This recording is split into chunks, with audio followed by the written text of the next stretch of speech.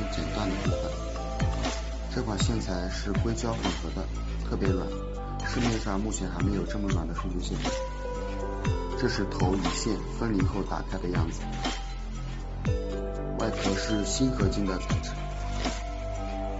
修复的原理就是把4个芯片与线芯紧紧地连起来，这也是当时设计上最大难点，因为精度要求特别高。让我们看看修复后能否充电。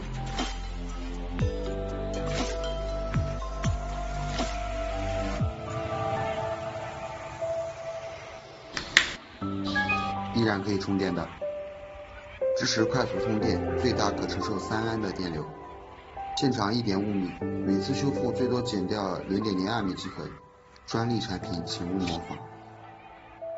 介绍完毕，谢谢观看，希望得到您的支持。